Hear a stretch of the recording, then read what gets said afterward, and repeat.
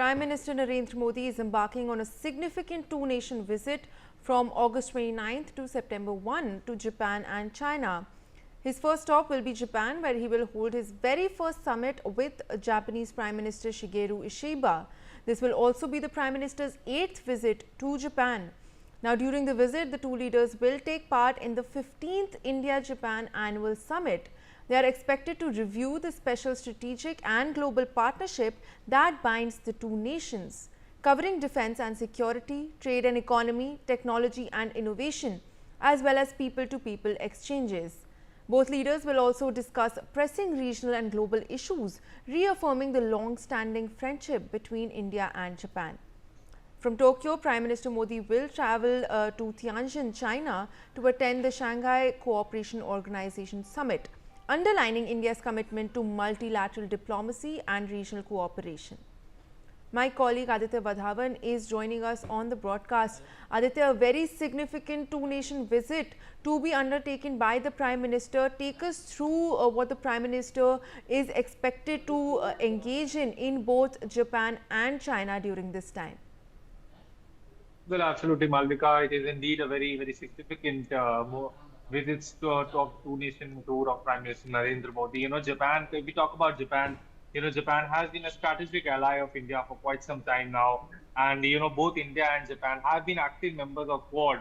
And at this juncture, it is essential to, have like partnerships with like-minded countries like Japan, be it in the domain of trade, be it in the domain of defense. And, Japan can, really can be a great contributor as far as the Look East policy of India is concerned, because it can be a significant counter to China because of its the support it enjoys from the United States of America. However, during the current changing geopolitical situations where Trump is unleashing a trade war, it is significant that how Indo-Japan ties remain robust and in the times to come. And as far as China is concerned, Prime Minister Narendra Modi will travel to Tianjin for the Shanghai Cooperation Organization Summit, and where there will be significant developments that will take place there. Malvika. Aditya, a lot of significant agreements are also expected during this visit. What is something that you can tell us about these agreements that we're expecting to be signed? And if you could also tell us about the SCO Summit, what is expected to come out of it? We've also, of course, seen External Affairs Minister S. Jaishankar and Defense Minister Rajnath Singh previously visit China for their respective SCO summits. And now the Prime Minister himself is to travel to China. So take us through the details of that as well. Well, if Malvika, if we talk about the SCO Summit, there are, as per some reports, there could be possibility of the announcement of the direct flights between India and China. And, as far as the visit to Japan is concerned, several MOUs and agreements can be inked between India and Japan in the domain of trade, defense and other emerging technologies. Because both are the active members of Quad, we could expect several breakthroughs, when Prime Minister Narendra Modi visits China and Japan. Yes. Well, Aditya, thank you so much for joining us with those details. I also have Mr. Akash Jindal, senior economist, joining me on the broadcast. Sir, we're seeing a very significant visit by the Prime Minister, of course. What are some things that you expect to come out of this, keeping in mind India's Act East policy that we're witnessing in action with this two-nation visit to both Japan and China, especially amidst US President Donald Trump's tariff tantrums that we've been witnessing? I think it's a very important, very practical visit, and there are going to be lots and lots of positive outcomes. See, we all know US tariffs against India, they don't have any logic, because what US has been saying is that India has been buying Russian oil. That's why tariffs at a high level, around 50%, have been imposed on India. Whereas US doesn't realize this thing, that US itself has been doing a lot of business with Russia. Europe has been buying a lot of gas from Russia. China has been buying a lot of oil from Russia. But India is being negatively impacted because of this tariffs. Of course, seeing our Prime Minister and his dynamic track record, we know our Prime Minister Narendra Modi Sahab is a personality who has led India through the worst of economic times, worst of times, where economies of the global economy was down, but India still maintained to be the fastest growing economy. So we know Prime Minister Modi's track record. When globally they were the worst of time as far as economy is concerned, it was Prime Minister Modi's brilliance, his intelligence, and his brilliant team who led us through those tough times. Still, they maintained India to be the fastest growing economy. That's the achievements of Prime Minister Modi. Right after start of Russia-Ukraine war, global economy went to a slowdown, but India knew how to navigate through those tough times also.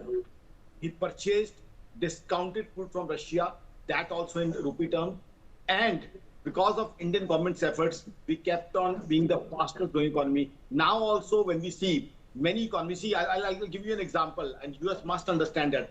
Right after start of Russia-Ukraine war, US had 2 quarters of negative GDP growth, successive negative GDP growth.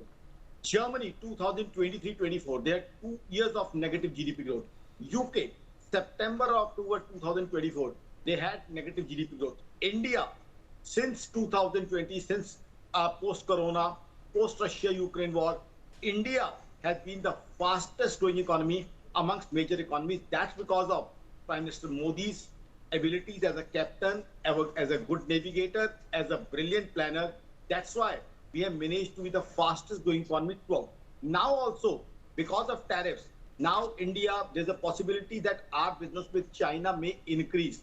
Our business with Russia may increase because US shouldn't forget that India and China, there's one thing in common, we have a huge border.